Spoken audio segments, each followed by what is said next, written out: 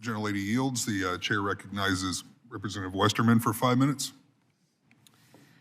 Thank you, Chairman, and thank you to all the witnesses for being here today.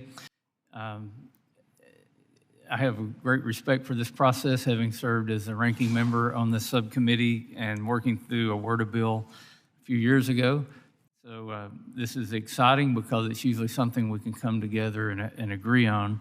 Ms. Uffner, as you mentioned in your testimony, Congress is best able to deliver effective, timely, and locally driven WRDA reauthorizations when federal and non-federal partners collaborate and engage in conversations, hopefully like the one that we're having here today. As you may be aware, in 2024, the U.S. Army Corps of Engineers recreation sites welcomed approximately 260 million visitors nationwide, including millions across Arkansas. I chair the Natural Resources Committee. I think those numbers dwarf the number of visitors to our national parks even. Corps-managed lakes and parks, such as those surrounding Lakes Ouachita, DeGray, and Greeson, are cornerstones of our tourism economy and our outdoor heritage. These sites are not only vital to local economies, they also provide safe, affordable access to public lands for fishing, boating, and camping. However, many of these areas are facing aging infrastructure and significant deferred maintenance. Additionally, fees collected on site are not always reinvested in the locations where they are generated. And as we look forward or toward the 2026 WRDA bill, what opportunities do you see to prioritize the maintenance and modernization of recreation facilities in naturally rich states like Arkansas and across the country? Thank you, Congressman, for your support and your question. Aging infrastructure is a huge issue across the board, not only for recreation, but for ports, flood control, water districts. And it's just an ongoing issue that is a very complex situation because in some cases you have federal regulations that also may impact the aging infrastructure as well as how to obtain funding for it. So it's about identifying those two parts, permits sometimes and funding issues. And to Mr. Camilla's point that there's a priority of deciding what's going to be funded. You know, so it's about identifying the challenges that are out there and directly going after them. You mentioned permits, and I can't let that pass without talking about the need for permitting reform. Could permitting reform help stretch our recreation infrastructure dollars further? The question was, does permitting reform help stretch the... Could permitting reform help stretch our recreation infrastructure dollars further on core facilities? Or maybe another way to answer that, does it take a long time to get a permit and add cost to the project?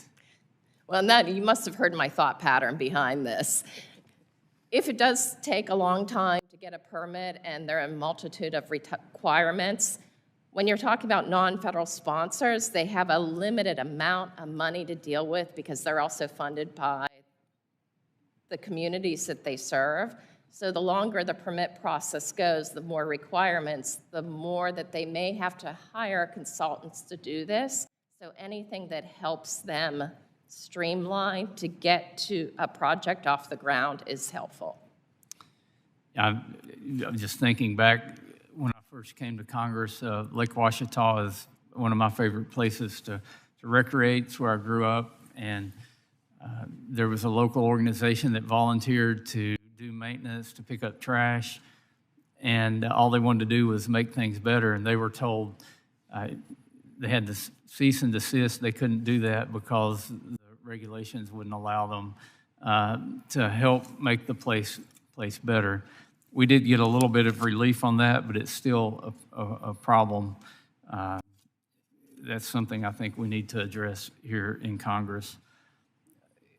I could spend the whole time talking about recreation and permitting, but also I have a lot of major waterways in my district, including the Arkansas, the Red River, and the Ouachita River.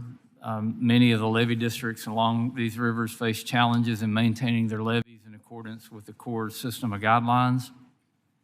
So we have these levees run through very rural areas, and we have limited resources to be able to keep the levees up in the condition that they need to be in, which creates a safety issue. And then we'll have a big flood, and the levee washes out, and everybody's standing around trying to figure out who's going to fix the levee. The local levee district probably is responsible for it, but the local levee district has no funding to fix it. So I'll just ask the whole panel, do you see any opportunity for collaboration between federal and non-federal partners to address the safety issues being faced by our rural levee districts in these communities? Mr. Camillo, would you like to go first? Again, those folks are down there walking every day on those levees. They know what's needed, and you're right. When I talk to our levee districts, the challenge is a lot of the unfunded mandates. If they belong to the PL 8499 program, for instance, it's making it almost unaffordable. And I think our fear in our area is that more and more levee districts are going to be withdrawing from that program if the cost is all of a sudden is outweighing the benefit of being into those systems. So there just needs to be some relief on the unfunded mandates. And with an engineering background, I've always believed it to be true that good maintenance pays for itself over time. If you can keep these levees up and they don't fail, then the cost is much less than after these levees fail and destroy property outside the levee. Plus, then you've got the cost of rebuilding the levee. Mr. Jones, did you have more to add? Thank you, Congressman. Prior to you walking in, I commented that I grew up in a rural area on the banks of the Mississippi River and the Atchafalaya River, so I understand these rural levee systems very well. I believe there's opportunities, again, for programs dedicated specifically to these rural communities that do face these significant maintenance and capital project costs. Another opportunity is to consider, based on the risk, not to and I say this with all due respect to the engineering community of which I work, not to over-design projects that ultimately raise the cost of them beyond the point of achievement, for the sake of over-design for risks that may never actually occur. And so I think there's opportunities in that regard, too, to understand what the real risk is and design to that likelihood. And Mr. Chairman, you've been overly generous. I didn't realize the time was going the wrong way there. I yield.